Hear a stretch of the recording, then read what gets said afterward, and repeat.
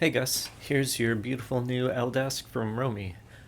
We went through and designed in all the things that you were looking for. So it is adjustable height. It's a gorgeous walnut finish. We've got the file drawer, the keyboard tray, and the little pencil drawer that you asked for. When you go to install this thing, you'll want to have this as two separate pieces and move them up into the office as two separate pieces.